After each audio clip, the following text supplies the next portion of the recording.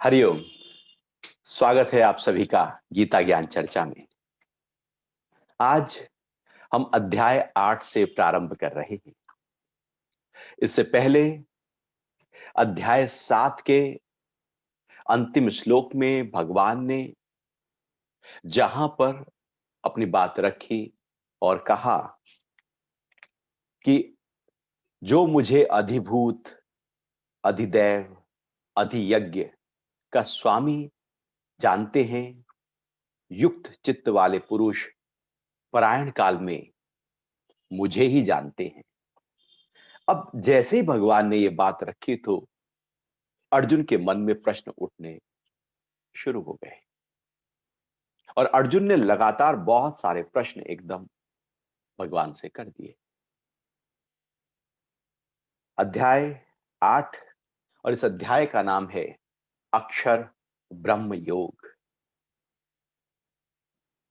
अर्जुन बोले, अर्जुन ने एकदम प्रश्न भगवान से किए कि हे पुरुषोत्तम, ब्रह्म क्या है, अध्यात्म क्या है, कर्म क्या है, अधिभूत कौन सा कहा गया है और अधिदेव किसे कहते हैं।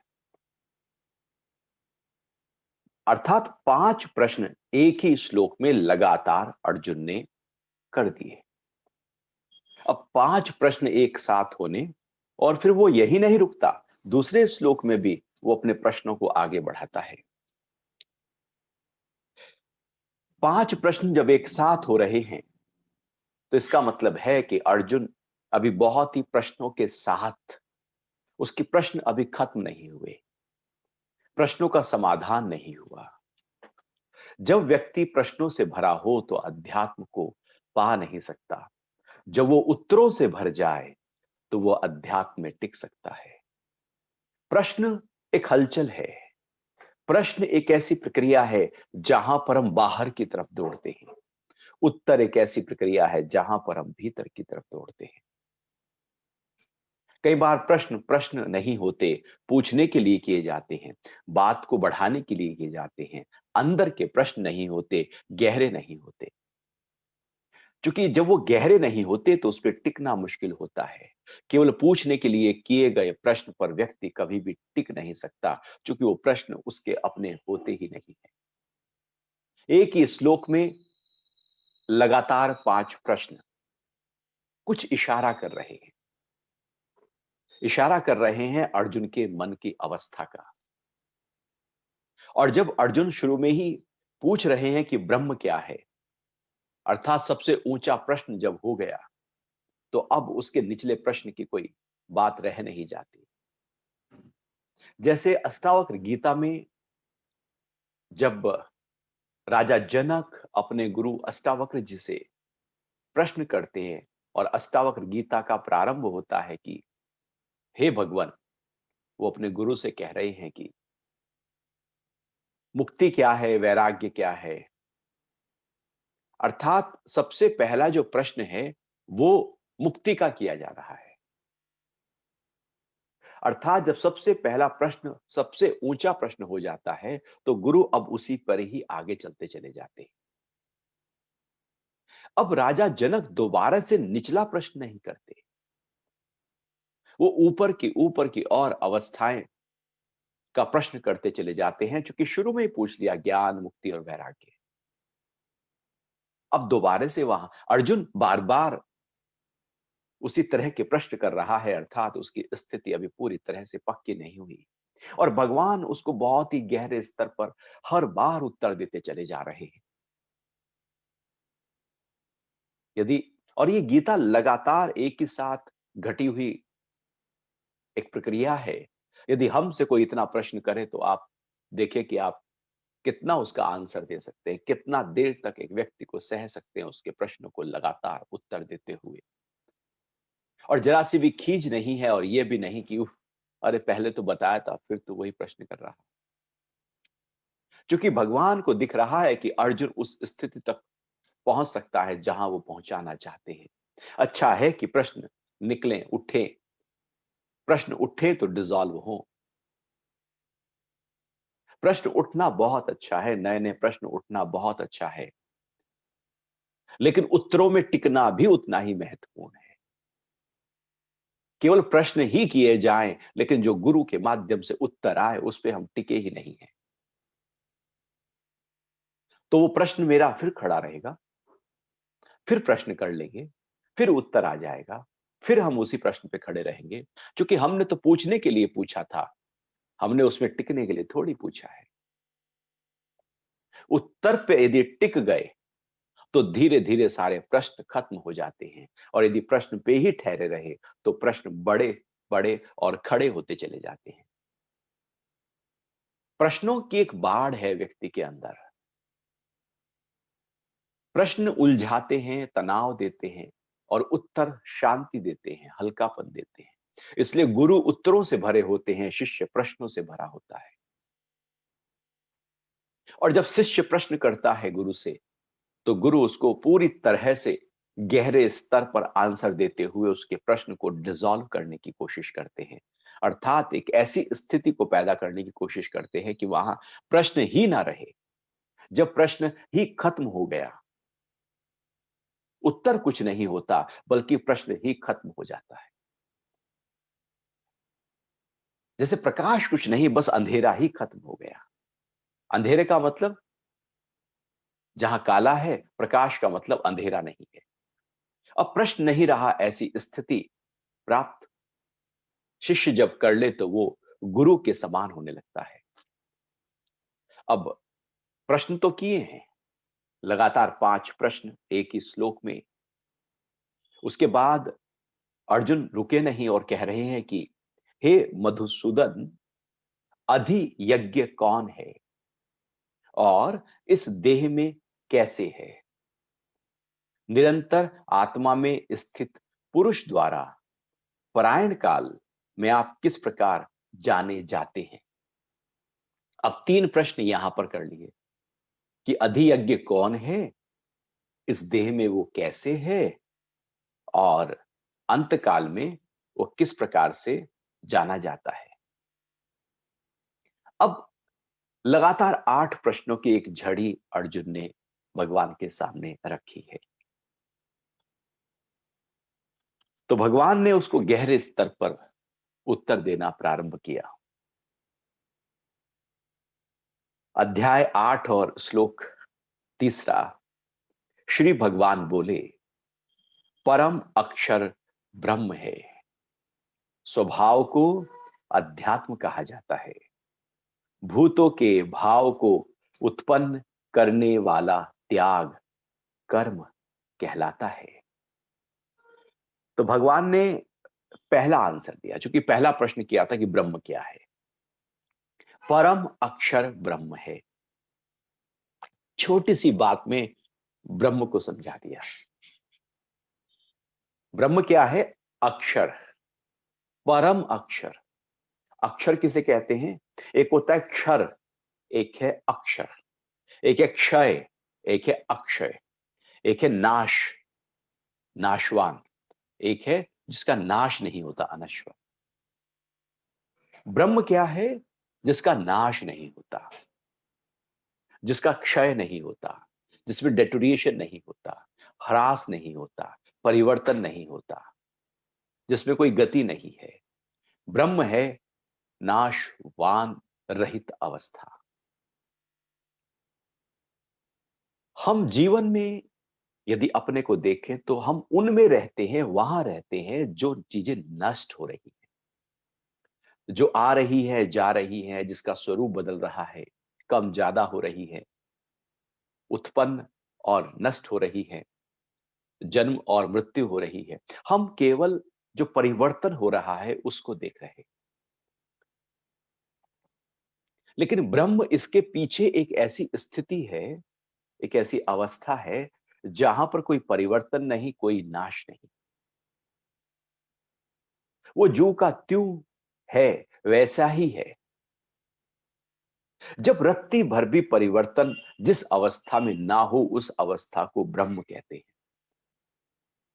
यदि हमारे मन में एक ऐसी अवस्था आ जाए कि बिल्कुल हलचल रहित हो जाए, एक अपार शांति, एक असीम सुकून, कोई ख्याल नहीं, कोई उलझन नहीं, कोई बिखरापन नहीं, बस एक एक भाव, एक रस, एकदम शांत। तो वो ब्रह्म की अवस्था है। हमारा अंदर अब ब्रह्म का अनुभव हो गया है। लेकिन मन में यदि ख्याल आया, चला गया, दूसरा आया, चला गया, तीसरा आया, चला गया, तीसरे ख्याल ने पहले ख्याल को पकड़कर कुछ कुछ मिश्रण तैयार किया। अब इस तरह से करता हुआ मन जब बदल रहा है, तो वहां ब्रह्म नहीं है। जब बुद्धि में भी पूरी तरह से संशय और कभी निर्णय और कभी निश्चय और हलचल पैदा हो रही है, ब्रह्म कहीं है नहीं वहां। फिर अहंकार में भी कभी ये अहंकार, कभी वो अहंकार, बदलता रहता है हमारा अहंकार भी। जहां जहां बदलाव है, शरीर के स्तर पर भी हमारे सेल्स मर रहे हैं, बन रहे हैं, मर रहे हैं, बन रहे हैं। चल रहा है सिलसिला, चलता रहता है लगभग 7-8 साल तक, और फिर पूरा शरीर नया हो जाता है। यहाँ देखा जाए तो हर स्तर पर बदलाव ही बदलाव है। ऐसा नहीं कि हमारे मन में ही ख्याल बदल रहे हैं, नहीं, हमारे तन में भी सेल्स बन रहे हैं, नए आ रहे हैं, मर रहे हैं, फिर नए आ रहे हैं। यहां ऐसा कोई जगह ही नहीं है जब जहां पर परिवर्तन ना हो रहा हो, पुराना मरकर नया ना आ रहा हो, ख्याल खोकर नया जग ना रहा हो। हम जीवन को जी जाते हैं वहां जो बदल रहा है, ब्रह्म वो है जो बदलता नहीं। अक्षर ब्रह्म है, परम अक्षर ब्रह्म है। अर्थात एक एक पूरे ब्रह्मांड में एक है ब्रह्मांड, जहां पर परिवर्तन दिख रहा है, और ब्रह्मांड जिसके आधार पर, ब्रह्म के आधार पर ब्रह्मांड खड़ा है। इसलिए इसका नाम बड़ा प्यारा है। ब्रह्म के आधार पर जो खड़ा है, ब्रह्म के अंदर जो खड़ा है, वही ब्रह्मांड है।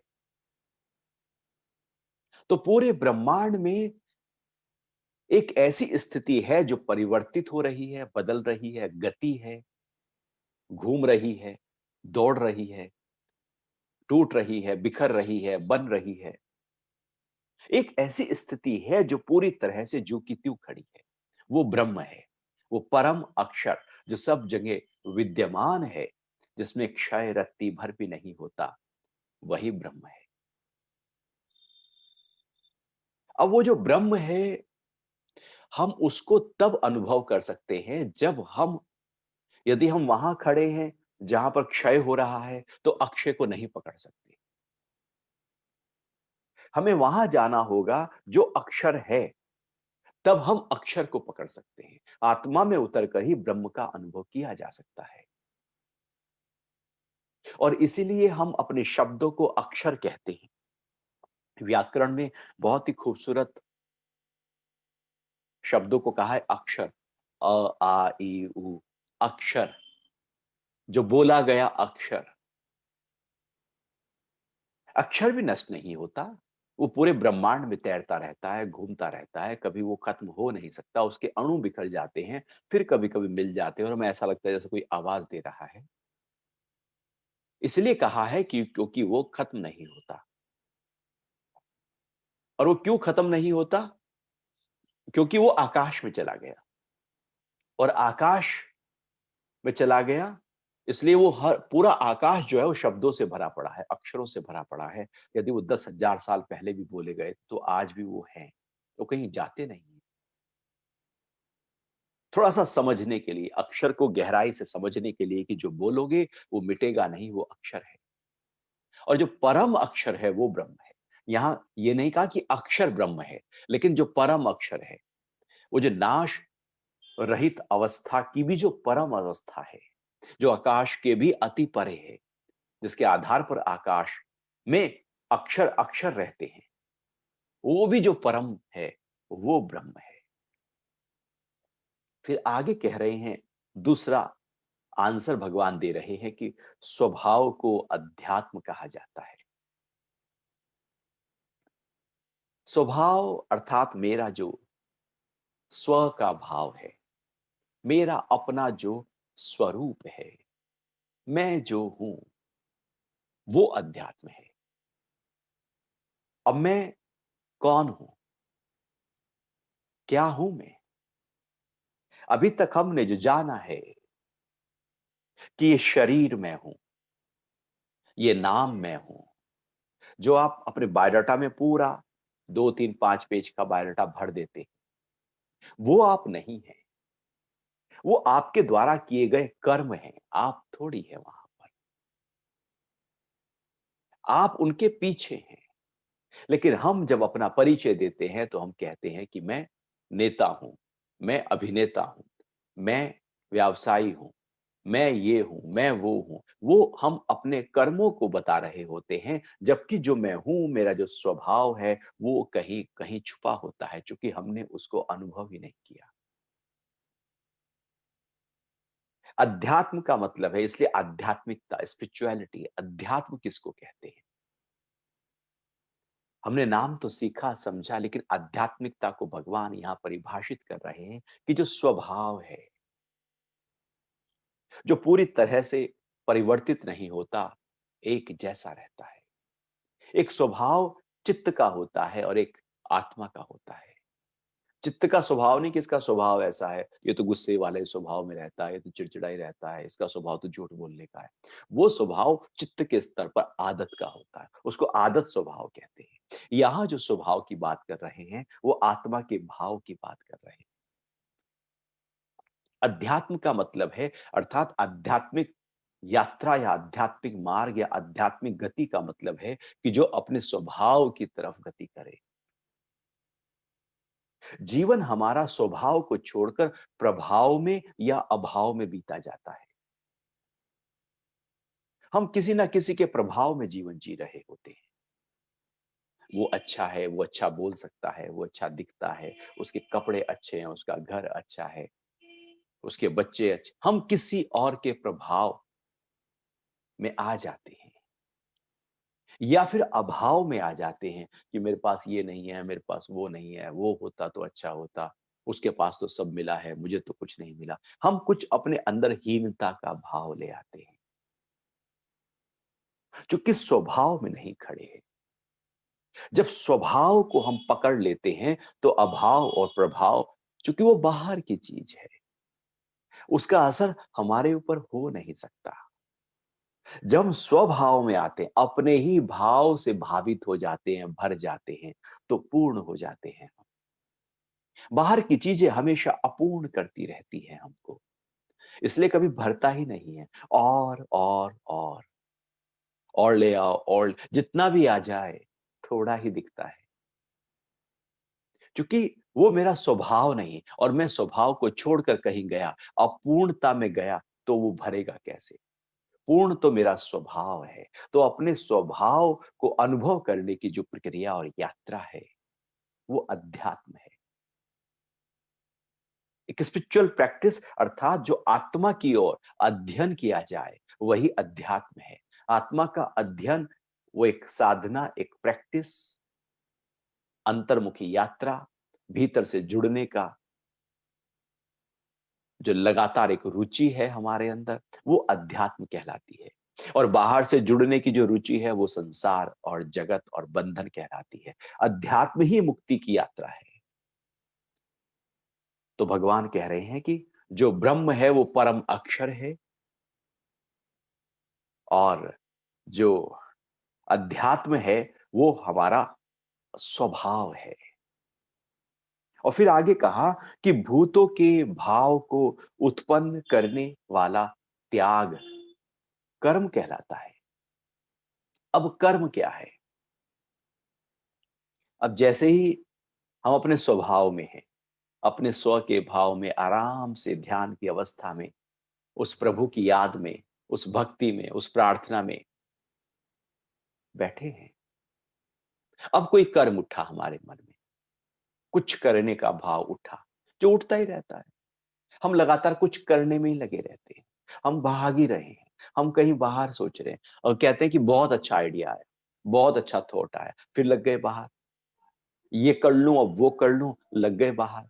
कर्म में जैसे ही हम जाते हैं, हम कहीं अपने स्वभाव को छोड़ देते हैं। कर्म ऐसे समझो जैसे घर के बाहर जाना, और अध्यात्म ऐसे समझो, स्वभाव ऐसे समझो जैसे घर में रहना।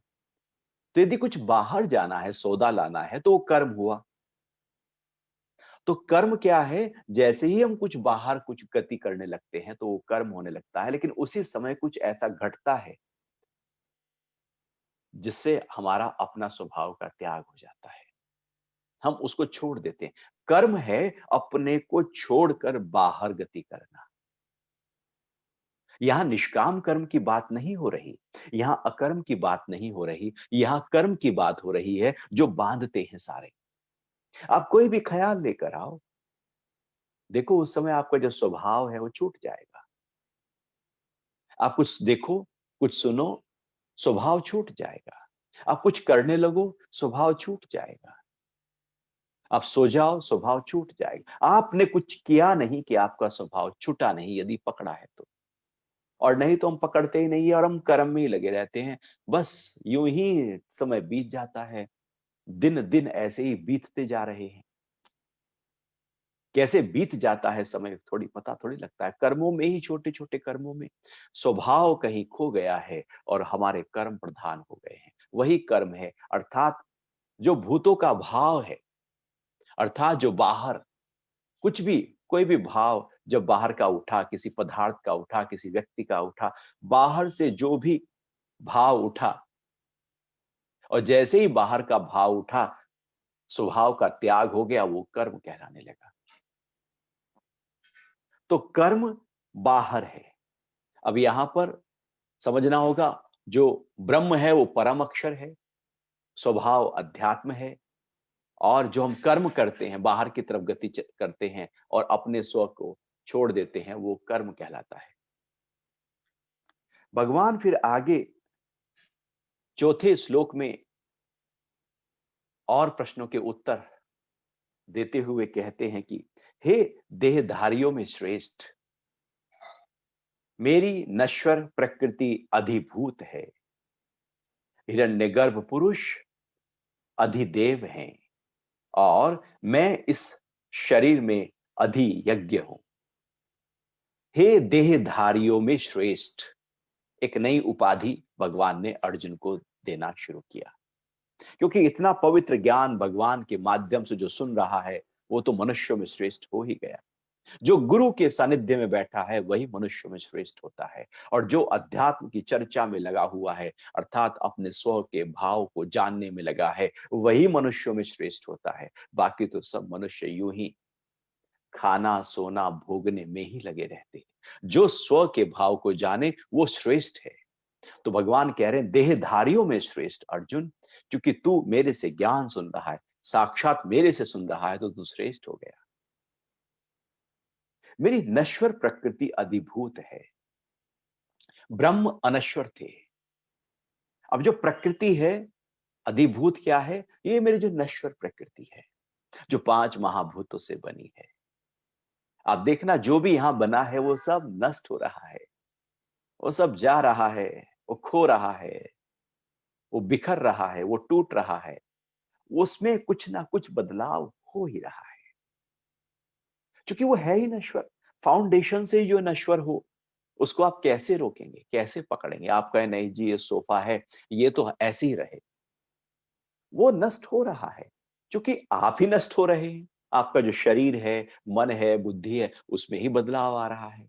हाँ, हमारे अंदर कोई ऐसा है जिसका नाश नहीं होता, सामने भी कोई ऐसा है जिसका नाश नहीं होता, लेकिन जो प्रकृति है, जो भूत उससे बनी है, 5 भूतों से बनी है, वो नष्ट होने वाली है। तो हम जीवन को कहाँ बिता रहे हैं? जो चीजें नष्ट हो जाएं वहां, या जो नष्ट ना हो वहां? जो नश्वर हैं वहां, या जिसका नाश कभी हो नहीं सकता वहां? जब हम अपने मन को वहां लेकर जाते हैं, जिन चीजों का नाश हो जाता है और वहां आसक्त हो जाते हैं, अटक जाते हैं, तो दुख आता है जब वो चीजें हिलती हैं। इसलिए कोई हमसे कुछ बिखरी बिखरी बातें कर दे तो व्यक्ति रूठ जाए तो सोचता है कि अरे इतना तो घनिष्ठ था, ये कैसी बातें कर रहा है। क्योंकि वहां प्रकृति जो है वो हमेशा बदलेगी। या भूल जाओ कि सब एक जैसे हमेशा रहेंगे। आप किसी के मतलब का काम ना करो, देखो वो रूठा हुआ है। यहां प्रकृति में ही बदलाव है तो यहां सब बदल रहा है। प्रकृति आधारभूत में ही हिल रही है, परिवर्तनशील है। नष्ट हो जाने वाली है, बिखर जाने वाली है, नए रूप में आ जाने वाली है। और सारे रूप प्रकृति के हैं और हर रूप बदलता है। रूप का नाश होता ही होता है, ऐसा कोई रूप नहीं जिसमें बदलाव ना हो। अर्थात रूप का मतलब है साकार हो जाना, प्रकट हो जाना। वो बदलेगा। तो प्रकृति, भगवान कह रहे हैं कि अधिभूत, ये जो मेरी प्रकृति है वही अधिभूत है। और ये इसकी जो क्वालिटी है उसको भी जानने की बात महत्वपूर्ण है कि ये बदलेगी। हम टेंशन क्यों लिए बैठे रहते हैं? तनाव इसलिए है, हमने सोचा कि ये बदलेगा नहीं, और जब वो बदल गया तो तनाव आ गया। हमने सोचा कि वाइफ ऐसे ही रहेंगे, बच्चे ऐसे ही रहेंगे, भाई ऐसे ही रहेगा, माता पिता ऐसे ही रहेंगे, माता पिता सोच रहे हैं बच्चे ऐसे ही रहेंगे। सबके मन बदल जाते हैं, या सब बदल रहा है, या ऐसा कुछ है ही नहीं जो बदल जाए। वो सब एक जैसा कैसे रहने वाला है? वो उसके फाउंडेशन ही हिल रही है तो ऊपर तो हिलेगा ही। भूकंप जब नीचे आ रहा हो, धरती के नीचे, तो ऊपर की चीजें सारी हिलने लगती। अब जब प्रकृति में ही नीचे हलचल है, नीचे नाश स्थिति है, तो ऊपर तो चीजें सब नष्ट होंगी ही होंगी। और हमने कहा नहीं, इनका नाश नहीं हो सकता, तो जो वो नष्ट होती हैं, चूंकि हमारे अटैचमेंट है, तो हमें दुख पैदा होता है। तो भगवान फाउंडेशन से बता रहे हैं और आगे कह रहे हैं कि हिरण्यगर्भ पुरुष अधिदैव हैं। हिरण्यगर्भ, हिरण्यगर्भ संवर्तताग्रे, वेद का उद्घोष है कि पूरे ब्रह्मांड में एक चैतन्य, चैतन्यता है, एक चेतना है, एक ऊर्जा है, एक आग का गोला है, पूरे ब्रह्मांड जिससे उत्पन्न हुआ है। और ये हमारे अंदर भी चैतन्यता के रूप में विद्यमान है, जिससे हम गति करते हैं। प्राण तत्व और ऊर्जा के रूप में विद्यमान है, जिससे हम गति करते हैं। ये शरीर तो है, लेकिन गति कैसे करोगे? हाथ तो है, गति कैसे करोगे? उसके लिए चैतन्यता चाहिए, उसके लिए जीवंतता चाहिए, उसके लिए प्राण चाहिए, उसके लिए ऊर्जा और शक्ति चाहिए। वही हिरण्यगर्भ है, जिससे गति मिलती है, वही हिरण्यगर्भ है। जिससे जागरूकता, याद, कोई देखते हैं तो रजिस्टर होता है, कुछ याद करते हैं तो याद होता है। किससे हो रहा है? वो चैतन्यता है। वो जो चैतन्यता है, भगवान कह रहे हैं वो अधिदैव है। एक ऐसी ऊर्जा, एक ऐसी एनर्जी जो पूरे ब्रह्मांड में सब जगह सबको गति दे रही है, चैतन्यता दे रही है। जैसे आप बीज माली बोता है तो उसमें भी चेतना है ना, तभी तो उसको अंकुरित मिलता है, तभी तो पौधा बनता है, तभी तो वो पेड़ बनता है, तभी तो उसमें पत्ते आते हैं, फिर पत्ते जाते हैं, फिर पत्ते आते हैं, फल आते हैं, फिर फल टूटते हैं, फिर नए फल आते हैं। कुछ तो है अंदर वहां पर, कुछ तो गति हो रही है, सूरज में, चांद में, नदी में, हवा में। वो चेतना, वो हिरण्यगर्भ, वो अधिदेव मैं हूं। वो भगवान कह रहे हैं कि हिरण्यगर्भ पुरुष अधिदेव है। अर्थात ये जो प्रकृति से बना हुआ शरीर है, एक ये है, और एक इसके अंदर एक अधिदेव है जो चेतना के रूप में विद्यमान है, जो प्राणा के रूप में विद्यमान है, जो गति कराता है और जीवन की जीवंतता जिससे मिलती है। और फिर आगे कह रहे हैं कि और मैं इस शरीर में अधियज्ञ हूं।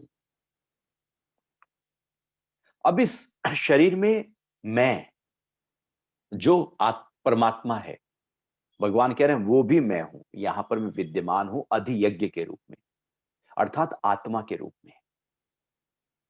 वो जो आत्म तत्व है, वो जो परम तत्व है, वो जो ब्रह्म तत्व है, वो इस शरीर में भी विद्यमान है, अधियज्ञ के रूप में, आत्मा के रूप में। तो हमारे अंदर आत्मा है और बाहर ये प्रकृति है, शरीर है, और इसके बीच में इसको जोड़ने वाला एक हिरण्य अधिदेव है, जो प्रकृति से और पुरुष अर्थात आत्मा से एक दूसरे को जोड़े हुए है, एक ब्रिज के रूप में कार्य कर रहा है, एक सेतु के रूप में कार्य कर रहा है। तो ये तीन चीजों के आधार पर सब कुछ होता है। पूरे ब्रह्मांड में भी वो अधियज्ञ अर्थात परब्रह्म है, वो जो कॉन्शियसनेस, वो जो आत्म तत्व है। फिर बीच में एक प्राण शक्ति है, जो चीफ ऑपरेटिंग पावर है भगवान की, और एक पदार्थ है। तो पदार्थ में जो चेतना पैदा होती है, गति पैदा होती है, वो प्राण से पैदा होती है, ऊर्जा से पैदा होती है, और इन सब का आधार जो है वो भगवान है। तो भगवान कह रहे हैं शरीर में अधियज्ञ मैं हूं। तो शरीर, एक है शरीर और एक है मरा शरीर, मृतक शरीर। अब जो मरा हुआ शरीर है, उसमें शरीर में भी वो है, पदार्थ भी है, लेकिन बीच का जो हिरण्यगर्भ है, जो देव है, वो टूट जाते हैं, संपर्क टूट जाता है, दो से अलग अलग संपर्क हो जाता है, एकदम एकदम भिन्नता पैदा हो जाती है। जब तीन इकट्ठे मिले हैं तो वो जीवन है, और बिखर गए तो फिर वो जीवन नहीं। तो शरीर में मैं अधियज्ञ हूं, एक लगातार, एक यज्ञ अर्थात एक ऐसी लगातार होने वाला यज्ञ। यज्ञ जैसे प्रकाश से भरा होता है, हवन कुंड को आप देखो, उसमें जो लौ होती है वो ऊर्ध्व गति करती रहती है, उसमें एक लालिमा है, उसमें एक अगन है, तपन है, एक रोशनी है, ज्योति है, प्रकाश है। आप दीप्तो भव, बुद्ध कहते हैं अपने दीपक आप बनो। वो दीपक, वो जो भीतर का दीपक है, क्योंकि वो लगातार प्रज्वलित है। अधियज्ञ एक बाहर का यज्ञ है जो आप प्रज्वलित करते हैं, एक अधियज्ञ है जो प्रज्वलित है ही है। वो जो आत्मा है वो आपके भीतर है ही है, यज्ञ की तरह है, लेकिन अधि है। और वो जो अधियज्ञ है, जो आत्मा है, जो प्रकाश पुंज है, वो आत्मा है, और वही भगवान कह रहे हैं कि मैं हूं। तो अध्यात्म क्या है? अपने स्वभाव को जानने की प्रक्रिया, और उसके बाद जैसे ही हम अध्यात्म की यात्रा पर आगे बढ़ते चले जाते हैं, हमारे ही भीतर जो आत्म तत्व है वहां पहुंच जाते हैं, अर्थात हमारे ही भीतर जो परमात्मा है हम वहां पहुंच जाते हैं। तो अपने ही भीतर हम परम तत्व को पा लेते हैं, और यही आध्यात्मिकता है, अपने आप को जान लेना और अपने भीतर बैठे उस परम तत्व को जान लेना। फिर अभी प्रश्न के आंसर पूरे नहीं हुए। भगवान ने अगले श्लोक में और गहरे स्तर पर कहा कि जो पुरुष, ये अध्याय 8 का 5वां श्लोक है, जो पुरुष अंत काल में केवल मेरा ही स्मरण करता हुआ देह अध्यास का त्याग कर देता है, वह मेरे ही स्वरूप को प्राप्त होता है, इसमें कोई संशय नहीं है। जो पुरुष अंत काल में मेरा ही स्मरण करता हुआ देह अध्यास का त्याग कर देता है। अब अंत काल को थोड़ा और हम समझ सकते हैं। अंत काल का मतलब है काल का अंत। आप जो भी कर रहे हैं उसका एक अंत हो जाता है, वो अंतकाल हो गया। हर क्षण का भी अंतकाल हो रहा है, हर सेकंड का भी अंत हो रहा है। यहां सबका अंत हो रहा है। जब सबका अंत होता रहे वही अंतकाल है। केवल शरीर जब मृत्यु को प्राप्त हो वही अंतकाल नहीं, बाकी जीवन भर न जाने कितने अंतकाल पल पल हमेशा लगातार होते ही रहते हैं। हम रात को सोने जाते हैं तो दिन का अंतकाल हो जाता है। जब दोपहर आती है तो सुबह का अंतकाल हो जाता है, सांझ आती है तो दोपहर का अंतकाल हो जाता है, रात्रि होती है तो सांझ का अंतकाल हो जाता है। बचपन से जवानी होती है तो बचपन का अंतकाल हो जाता है, प्रौढ़ता आती है तो जवानी का अंतकाल हो जाता है, बुढ़ापा आता है तो प्रौढ़ता का अंतकाल हो जाता है। यहां न जाने हर स्थिति में कुछ ना कुछ बदलाव हो ही रहा है। अंतकाल यहां पर लगातार हो ही रहा है, काल का अंत हो ही रहा है। अब वो जो बीतता हुआ समय है लगातार, उस समय हमारे अंदर कौन सा भाव है? भगवान कह रहे हैं कि जो पुरुष अंत काल में केवल मेरा स्मरण करता हुआ देह अध्यास का त्याग करता है, तो जब हर बीतते हुए काल के अंत में हमने प्रभु का स्मरण किया हुआ है, तो ही शरीर के अंत काल में हम उस प्रभु का स्मरण कर सकते हैं। लेकिन यदि हमने अभी उसकी प्रैक्टिस नहीं की, तो हम प्रभु का स्मरण अंत समय में कैसे कर सकते हैं? यदि आपने रात को सोने से पहले मन में कोई तनाव था, कोई झल्लाहट थी, कोई क्रोध था, कोई चर्चा थी, कोई बात थी, कोई उलझन थी और उसके सो गए उसको सोचते-सोचते। अब आप देखना सुबह जब आप उठोगे तो सबसे पहले वही आप बाथरूम गए ही थे कि वही ख्याल एकदम जैसे कंटिन्यूएशन में आ गया। जैसे बीच में कोई अंतराल था, जैसे कोई जैसे पिक्चर में ऐड आते हैं ना, आप सीरियल देख रहे हैं, बीच में ऐड आ गया और फिर वो जो सीरियल था वो आगे से शुरू हो गया। तो बीच में एक नींद का एक ऐसा समय आया कि जो वो थॉट आपको याद नहीं रहा। लेकिन रात भर नींद में भी वही थॉट चलता रहा। तभी तो सुबह को पहला थॉट वही याद आया। तो रात को जो अंतिम ख्याल होता है, वही रात भर आपकी नींद में तैरता है और सुबह के समय वही पहला ख्याल हो जाता है। अर्थात दिन के अंत काल में जो भी ख्याल था, वही ख्याल अगली सुबह के प्रारंभ काल में प्रकट होता है।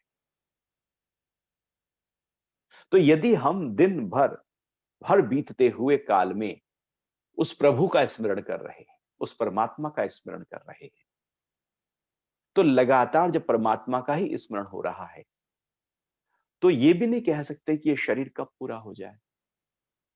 कैसे कहें?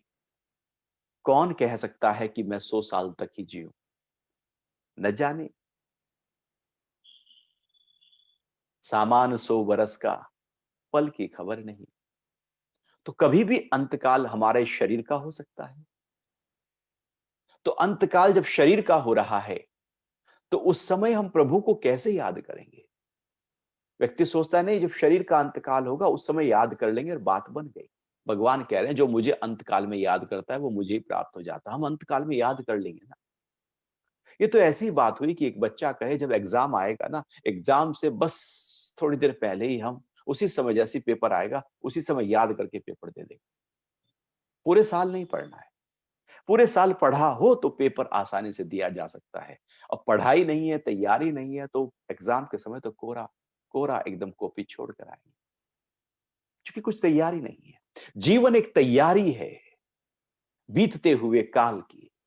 जीवन एक तैयारी है बीतते हुए उस समय की और आने वाले समय की। जीवन एक तैयारी है।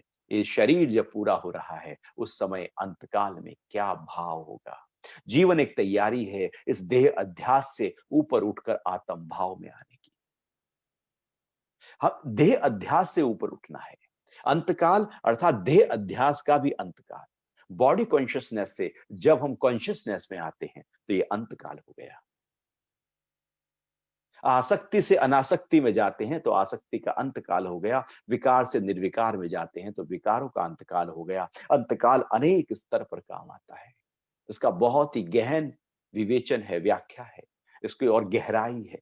इसको और जितना चिंतन मनन करेंगे उतना और इसके गहरे में उतरते चले जाएंगे। महत्वपूर्ण बात यह है कि हर बीतता हुए काल के अंत में हमें प्रभु का स्मरण करना है। न जाने कब कौन सा अंतकाल हो जाए। तो अभी क्या हमारे बीतते हुए हर काल में प्रभु हैं? यदि हैं तो जब भी काल बीतेगा वो प्रभु ही है, हर समय प्रभु ही है। ये शरीर भी मृत्यु को प्राप्त होगा तो वही याद रही होगी। क्योंकि दिन भर वही याद थी तो रात को भी वही ख्याल आएगा। तो फिर क्या होगा कि अंत समय में फिर वो मेरे ही स्वरूप को प्राप्त हो जाएगा। जो मुझे ये भजता है वो मेरे स्वरूप को प्राप्त हो ही जाता है।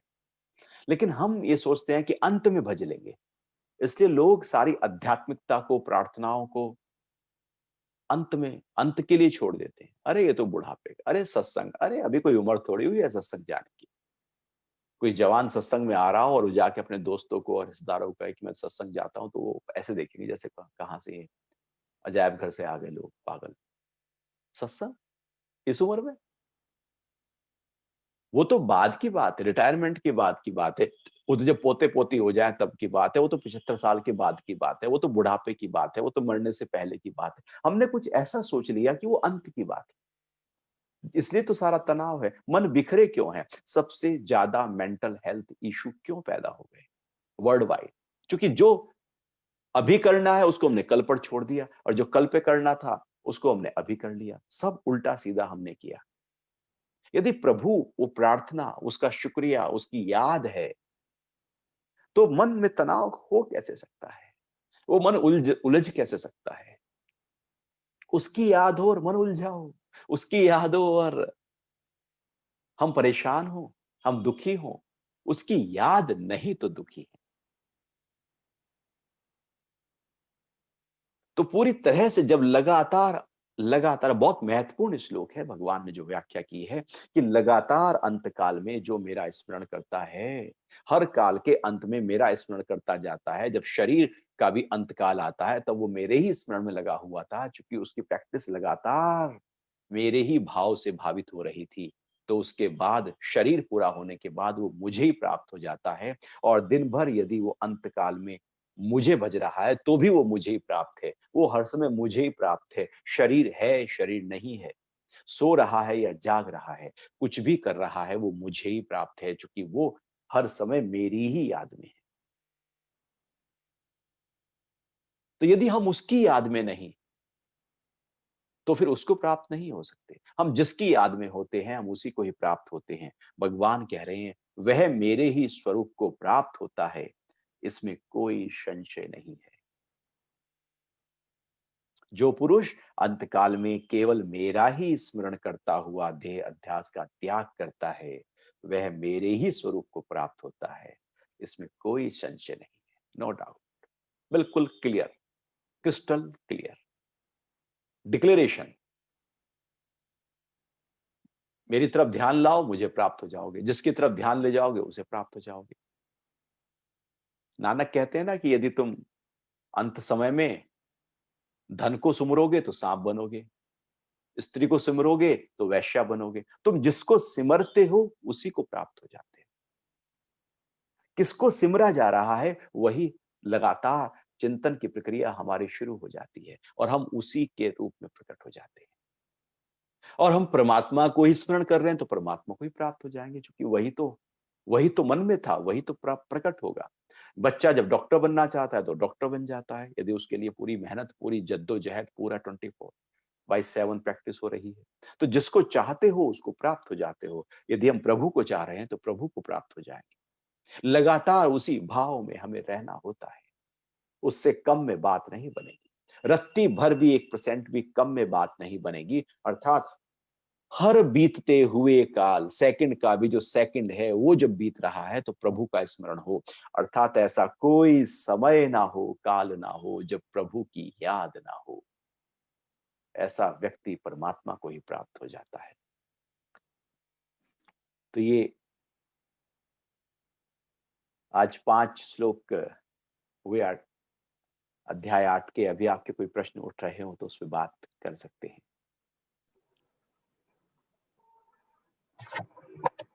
नमस्कार सुरक्षित जी। हरिओम। हमारे सभी दर्शकों का स्वागत है। सुरक्षित जी, सबसे पहला सवाल जो है वो हमारे लाइव दर्शक का है। पूछ रहे हैं, क्या जीवन में हमेशा हार का सामना करना नियति है? अगर हाँ तो इसे कैसे बदले? हार का सामना करना क्या नियति है और इसको कैसे बदलें? जी। जब तक आप जीतना चाहोगे हार खड़ी रहेगी। हार जीत का अपोजिट है। ऐसा तो हो नहीं सकता कि आप जितना चाहो और जीतते चले जाओ, जीतते चले जाओ, जीतते चले जाओ। सिकंदर भी जीतता चला गया, आखिर में मृत्यु से हार गया था। कहीं ना कहीं तो व्यक्ति हार ही जाता है, क्योंकि हम जीतने पे लगे हुए हैं। जो जीतना ही छोड़ दे वो कभी हार नहीं सकता। आप केवल कर्मठ हो जाओ, कर्मठ हो जाओ और कर्मठ होकर कर्म करते चले जाओ। जो भी फल प्रकट होगा उसको स्वीकार कर लो और उससे आगे फिर बढ़ते चले जाओ। जो चीज आपके लेखे में है ही नहीं, भाग्य में है ही नहीं, डेस्टिनी में है ही नहीं, अब आप उसके लिए कर्म करते रहो तो फिर वो पूरी नहीं होगी। तो माली कहे कि नहीं मैं तो ज्यादा पानी दूंगा तो मुझे अभी अभी के अभी फल चाहिए, मुझे अभी आम खाने हैं। तो धीरे धीरे चल मना, धीरे सब कुछ होए, माली सींचे सो घड़ा, ऋतु आए फल होए। आप अपना काम करते चले जाओ, आज नहीं तो कल, कल नहीं तो परसों वो मंजिल आपको मिल ही जाएगी जब आप लगातार अपने कर्मों से अपनी नियति बना लेंगे। हो सकता है कि पहली नियति में ये फल आपके सामने ना हो सकता है कि आप जिसको जीतना चाहते हैं, जिस चीज को पाना चाहते हैं, वो प्रारब्ध के आधार पर ना हो। लेकिन अब आपने कर्म करना शुरू किया उसके लिए। अब ये कर्म के आधार पर आपने एक नई नियति बना ली, एक नया प्रारब्ध बना लिया, एक नई डेस्टिनी बना ली, चूंकि आप उसी तरफ आगे लगातार बढ़े हुए थे। तो पहले तो नहीं था इसलिए नहीं मिला हार का सामना, और आप कर्मठ होकर आगे बढ़ते चले गए। तो फिर वो जो नियति है, वो जो प्रारब्ध है, वो आपके सामने खड़ा हो जाएगा क्योंकि आपने कर्मठता की। तो कर्मठ हो जाओ, आप जो चाहते हो वो मिल जाएगा। लेकिन हम कितना चाहते हैं? कई बार हम केवल चाहते हैं, उसके लिए कुछ करते नहीं। कई बार करते भी हैं और चाहते भी हैं, लेकिन दिशा हमारी गलत होती है। हम कुछ ऐसा करते हैं कि कोशिश तो कर रहे हैं, लेकिन रेत में से सरसों का तेल निकालने में लगे हुए हैं, वो वहां आएगा नहीं। तो हमारी बुद्धि भी सजग हो, हमारी ऊर्जा भी सही दिशा में लगी हो, नित्य निरंतर उसकी तरफ पूरी तरह से फोकस होकर काम किया जा रहा हो, लक्ष्य सही प्रकार से साधा गया हो, कर्मठता जू की त्यों बनी हुई हो, तो लक्ष्य मिल ही जाता है। लेकिन आप पहले ही सोचो मुझे जीतना है, तो फिर जब आप कर्म करते रहोगे तो मन में लगेगा अरे कहीं हार ना जाऊं। कहीं हार पहले ज्यादा स्तर पर खड़ी रहती है, जीत उतनी पक्की नहीं होती, हार अंदर ज्यादा पक्की हो जाती है, इसलिए हम हार जाते हैं। क्योंकि जब जीत हम कहते हैं मैं जीत जाऊंगा, तो हमारे कर्म कहीं छोटे पड़ जाते हैं, क्योंकि जीत बड़ी हो गई। आप ना जीत को बड़ा करो, ना हार को बड़ा करो, आप अपने कर्मों को बड़ा करो, फिर जो होगा उसका स्वागत है। फिर आप पाएंगे जो आप चाह रहे हैं, जितना आप चाह रहे हैं उससे ज्यादा ही प्रकट होता जा रहा है, क्योंकि आप अपने कर्मठता के साथ में आगे बढ़ रहे हैं। अगला सवाल अब्दुल पूछ रहे हैं, क्या मोक्ष प्राप्त करना ही मनुष्य का एकमात्र लक्ष्य होना चाहिए? मोक्ष प्राप्त करना क्या लक्ष्य होना चाहिए? मोक्ष ही है, लक्ष्य क्या रखो। अभी ही मुक्त नहीं तो कभी मुक्त। लक्ष्य तो कल की स्थिति है, जी। मुक्ति तो अभी की स्थिति है। अभी मेरा क्या है? हम्म, वो बुद्ध से भगवान, उनके शिष्य ने पूछा कि मेरा कल क्या होगा भगवान?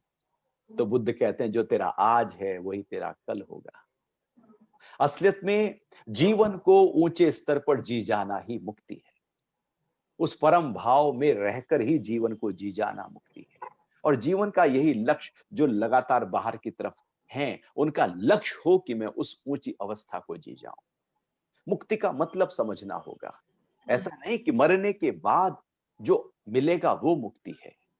यदि जीते जी मुक्त नहीं तो मरने के बाद मुक्त हो नहीं सकते। तो जीते जी मुक्त होना होगा, अभी मुक्त होना होगा, पल पल मुक्त होना होगा। और पल पल मुक्त होने के लिए उस ऊंची अवस्था में, विशालता में, विराटता में रहना होगा, स्वभाव में रहना होगा, शांत आनंद भाव में रहना होगा। उसके लिए बाहर की जो आसक्ति है और जो अहंकार है और जो स्वार्थ है, उससे अपने आप को थोड़ा किनारा करते हुए एक विशालता के साथ में, साक्षी भाव के साथ में, चीजों के साथ व्यवहार और व्यापार में बरतना होगा, तो आप मुक्त ही हैं। हाँ, कल की तैयारी मुक्ति की करेंगे तो वो कभी नहीं होगा, क्योंकि प्रैक्टिस तो आज से शुरू करनी पड़ेगी। जब भी आप मुक्ति की तैयारी में आओगे, वो आज होगा, वो अभी होगा, वो कल नहीं होगा। तो हमारे जीवन का लक्ष्य, एक्चुअली जीवन का लक्ष्य जीवन ही हो सकता है। और जीवन की जीवंतता को यदि गहराई से अनुभव कर लिया जाए तो वही तो मुक्ति है। अपने स्व के भाव को अनुभव करना ही तो मुक्ति है। हम पदार्थ में अटके, वही बंधन। हम स्व के भाव में आ गए, वही मुक्ति। अभी आ गए, अभी मुक्त। अभी बाहर चले गए, अभी बंधन। ये तो पल पल आने जाने की क्रिया है। जैसे घर से एकदम बाहर चले गए तो घर के बाहर, आ गए तो अंदर। पदार्थ में आसक्त हो गए तो बंधन में आ गए, अनासक्त हो गए तो मुक्त हो गए। तो लक्ष्य ऐसा नहीं कि बहुत लंबा कोई प्लानिंग करनी है, हम्म, मरने के बाद की प्लानिंग है, बुढ़ापे में कुछ करेंगे। नहीं, अभी ही करनी है। और ये पक्का करो कि अभी मुक्त ही हैं। हम क्यों कहें लक्ष्य? लक्ष्य तो बाद की स्थिति है, फ्यूचर में है। आपको अभी मुक्त हैं, इसमें क्या जा रहा है? इस भाव को प्रबल करने में घाटा क्या है, लगता क्या है? एक अंदर से अनुभूति तो पक्का करनी है, मैं मुक्त हूं। मुक्त का अभिमानी मुक्त ही है। बस उस मुक्ति के भाव के साथ आप सारे कर्म करो, आप मुक्त हैं। अगला सवाल सुरक्षित जी मेरा आपसे है कि जैसे कि अभी मैं ये चर्चा सुन रही थी, इसमें आपने बताया कि आखिर में भी अगर आप भगवान की शरण में चले जाओ या जो भक्त भी चला जाता है या जिंदगी भर रहता है वो मुझे ही प्राप्त हो जाता है। तो जो बाकी लोगों के इष्ट देव होते हैं उनके संदर्भ में क्या है? क्या सबको कृष्ण को ही पूजना चाहिए या जो जिसको जिस रूप में पूजेगा वो अंत में कृष्ण को ही प्राप्त होगा? कृष्ण को समझना होगा कि कृष्ण क्या है। यहां पर कृष्ण एक नाम नहीं, कृष्ण एक परम तत्व है। कृष्ण कोई आकार नहीं, एक परम तत्व है। एक वो तत्व है जो पूरे ब्रह्मांड को अपने आगोश में धारण किए हुए हैं और उस शरीर के माध्यम से वो परमात्मा बोल रहा है। वो जो शरीर है उसका नाम कृष्ण है। परमात्मा उसके माध्यम से प्रकट हो रहे हैं और वो जो शरीर है उसने उस अपने उस परम तत्व को अनुभव कर लिया है, उस दिव्यता को अनुभव कर लिया है। तो कृष्ण है। कृष्ण मतलब उस दिव्यता को अनुभव करके इस पूरे जगत को जो आनंद के साथ अनुभव कर रहे हैं वही कृष्ण है। मतलब एक लीला के रूप में जीवन को चला रहे हैं, लेकिन अपने स्व के भाव और उस परम भाव को अनुभव किया हुआ है। तो भगवान जब ये कहते हैं कि मुझे प्राप्त हो जाता है, तो ये नहीं कि कृष्ण को प्राप्त हो जाता है, बल्कि उस परमात्मा को प्राप्त हो जाता है जो पूरे ब्रह्मांड में व्याप्त है। वो यदि एक मुसलमान उस अल्लाह को लगातार याद किए हुए है, तो वो भी उस ही परम तत्व को प्राप्त हो जाता है जिसको हिंदू प्राप्त होता है। ईसाई भी उसी को ही प्राप्त हो जाता है। वहां सब उसी परम तत्व को प्राप्त हो जाते हैं। हाँ, अलग अलग धर्मों के माध्यम से उनके गुरु, जो धर्म गुरु रहे हैं प्रारंभ में, उन्होंने उस तत्व को अनुभव किया है। ऐसा नहीं कि मुसलमान किसी और तत्व को प्राप्त होता है, हिंदू किसी और तत्व को प्राप्त होता है। परम तत्व एक है, एक ओंकार सतनाम, वो एक है, उसको प्राप्त होते हैं। किसी के द्वारा जाओ, रास्ता कोई भी हो, लक्ष्य तो एक है। कई बार ऑफिस जाने के चार चार पांच पांच रास्ते होते हैं, आप कभी इससे निकल जाते हो, कभी उससे निकल जाते हो, ट्रैफिक होता है तो इससे निकल गए। लक्ष्य तो एक है, मार्ग अलग अलग हो सकते हैं। तो मार्गों को नहीं पकड़ो, लक्ष्य को पकड़ो। डॉली जी सवाल कर रही हैं, हमारे भाग्य में जो नहीं है उसे कैसे समझें? भाग्य के पीछे पड़ते ही क्यों हो? भाग्य को छोड़ दो ना। जो मिलना है वो मिलेगा, जो भाग्य में है वो आएगा। वो जा नहीं सकता क्योंकि आपका है। आपने यदि बैंक में डिपॉजिट्स किए हैं तो वो आपके हैं, आप कभी भी निकाल सकते हो। आपने बैंक से लोन लिया है तो आपको देना पड़ेगा। जो वहां पर अकाउंट्स हैं आपके चित्त में वो तो घटेंगे ही घटेंगे, और वही डेस्टिनी है। आपने पहले बहुत अच्छे कर्म किए थे तो उसका फल मिलने का समय आ गया। आपने पहले अच्छे कर्म नहीं किए, अब उसका फल तो प्रकट होगा, उसको बदलोगे कैसे? क्यों बदलना चाहते हो? प्रारब्ध में जो है उसको वैसे का वैसा भोग लो आनंद के साथ, लेकिन अभी के कर्म तो आपके हाथ में है ना। ऐसा थोड़ी है कि अमीर से अमीर घर में जन्मे ही लोग अमीर हो जाते हैं, जो गरीब से आते हैं वो भी बहुत अमीर बन जाते हैं। यहां पर तो फोर्ब्स की जो लिस्ट है, रिच लिस्ट है, वो बदलती ही रहती है। तो आप कर्मठता को ताकत दो, आप आगे बढ़ते चले जाओगे। हम योग वशिष्ठ में बोला है, जो आलसी लोग हैं वो प्रारब्ध के भरोसे बैठे रहते हैं। ये प्रारब्ध तैयार किया गया है भैया, प्रारब्ध में जो होगा वही तो होना है। तो प्रारब्ध में जो होना है, प्रारब्ध से जो होना है वही होगा, पक्की बात है। लेकिन अभी के कर्म भी तो आपका प्रारब्ध बनने वाले हैं। आपका आज आपके भूतकाल के आधार पर खड़ा है, आपका भविष्य काल आपके आज के आधार पर खड़ा है। यदि आपने आज को ताकत दी तो आपका भविष्य मजबूत हो गया। आपने भूतकाल को ताकत दी थी तो आपका आज मजबूत हो गया। आप प्रारब्ध के भरोसे बैठे तो आप केवल और केवल आज को ही कमजोर कर रहे हैं, आलस्य में हैं, इसलिए आने वाला कल कभी भी मजबूत हो नहीं सकता। तो प्रारब्ध के भरोसे नहीं, प्रारब्ध जब आएगा तब आएगा। हम अपने कर्मों के साथ आगे बढ़ते चले जाएं। मनीषा जी सवाल पूछ रहे हैं कि गुरुजी, अक्सर हम देखते हैं कि कोई सहज, शालीन और अहंकार से मुक्त लोग जो होते हैं, उनको सामने वाले या ग्रुप में लोग या प्रोफेशनल लाइफ में लोग बहुत टेकन फॉर ग्रांटेड लेने लगते हैं। उनको लगता है कि इन ये तो ऐसे ही है, ये तो हमारा कुछ बुरा नहीं करेंगे, इनको तो हम कैसे भी ट्रीट कर लें। तो अगर हम प्रोफेशनल लाइफ की बात करें, तो क्या ये व्यवहार कहीं न कहीं हमें घाटे में लेके नहीं चला जाता? मतलब आध्यात्मिक यात्रा पे बढ़ता हुआ व्यक्ति हुँ, जो है वो सामने वाले उसको टेकन फॉर ग्रांटेड ले लेते हैं, कहीं घाटा तो नहीं। जी, बिल्कुल। आध्यात्मिकता का मतलब ये तो है ही नहीं कि आप चुप हो जाओ। भगवान कृष्ण का चरित्र तो देखें, उनकी लीलाएं तो देखें, कहाँ चुप हो रहे हैं वो। जब युद्ध करना है वो युद्ध कर रहे हैं, जब रण छोड़कर भागना है वो रण छोड़ रहे हैं, जब रास करना है वो रास कर रहे हैं, जब भोजन करना है तो 56 भोग लगे हुए हैं, कपड़े पहनने तो बिल्कुल टॉप क्लास कपड़े पहनने हैं। वहां सब कुछ बेस्ट और बेस्ट है। जब चर्चा करनी है तो चर्चा में भी सबसे ऊंचे स्तर पर आकर चर्चा करते हैं।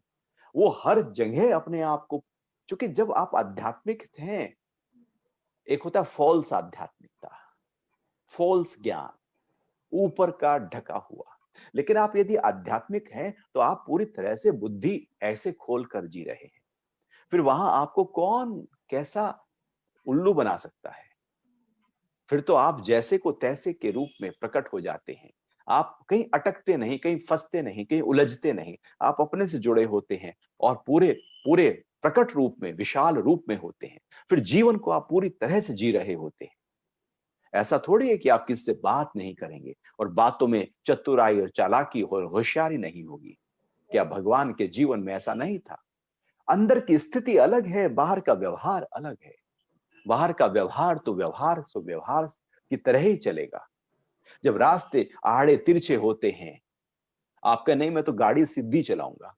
अब रास्ता ही आड़ा तिरछा है तो आपको आड़े तिरछे रास्ते पर आड़े तिरछे ही गाड़ी लेकर जानी पड़ेगी। आप सीधी चलाएंगे तो फंस जाएंगे। जब ये प्रकृति ही इस तरह से आड़ी तिरछी है, घूमती हुई है, तो आपको भी तो उसमें घूमते हुए ही जाना होगा। तो प्रकृति में व्यवहार उसी ही आड़े तिरछेपन के साथ करना होगा। लेकिन आड़े तिरछेपन के साथ जब आप चल रहे हैं तो अपनी संतुलितता को नहीं छोड़ना, अपने बैलेंस को नहीं छोड़ना, अपने स्वभाव को नहीं छोड़ना। उसके बाद जो नट है अपने बैलेंस को पकड़कर वो कलाबाजियां खाता रहता है, लेकिन उसने बैलेंस को पकड़ा है। तो बैलेंस को पकड़कर जब कलाबाजियां खाई जाती हैं तो व्यक्ति गिरता नहीं है, अटकता नहीं है, फंसता नहीं है, उलझता नहीं है। लेकिन जैसी बैलेंस छोड़ा वो गिर जाएगा। हम प्रकृति में इसलिए उलझ जाते हैं क्योंकि अपने स्वभाव को छोड़ देते हैं। तो स्वभाव को पकड़ने के बाद आप फिर व्यवहार करें, बात करें। उसके बाद कोई भी चीज आपको अटका नहीं सकती। कोई आपको खिल्ली थोड़ी उड़ा सकता है, क्योंकि आप पूरी तरह से चर्चा कर रहे हैं, संवाद कर रहे हैं, आप पूरी अच्छी तरह से दिख रहे हैं, आप जच रहे हैं। आध्यात्मिकता मतलब ये थोड़ी है कि फटे पुराने कपड़े आपको पहनने हैं, आपके बाल बिखरने चाहिए, आपको मेकअप नहीं करना है, आपको पुरानी फटीचर गाड़ी में ही या स्कूटर पे चलना है, आपको बस दिखाना है कि मैं तो टाट पट्टी पे ही जीता हूँ। ऐसा कोई भगवान कृष्ण ने ऐसा थोड़ी किया। वो जहां रखा है राजा जनक को वहां रह रहे हैं। वो राजाओं की तरह जीवन जी रहे हैं। क्योंकि आध्यात्मिकता तो मेरे अंदर की स्थिति है, उसे बाहर से क्या लेना देना। वो आप फटे रहो तो क्या जो फटे रहते हैं, फटे हाल रहते हैं, वो आध्यात्मिक हो जाते हैं? तो फिर सारे भिखारी आध्यात्मिक हो जाएं। तो अंदर की स्थिति को पकड़ो, फिर बाहर पूरे आनंद के साथ जीवन को जियो। बहुत-बहुत धन्यवाद सुरक्षित जी, इतनी बेहतरीन लाइव चर्चा हरिओम। में हमारे साथ जुड़ने के लिए। काफ़ी सारे सवाल रह गए हैं, अभी समय की कमी है, तो हम अगले सेशन यानी कि बुधवार को सुबह 8 बजे आप सभी के सवालों को लेने की कोशिश करेंगे।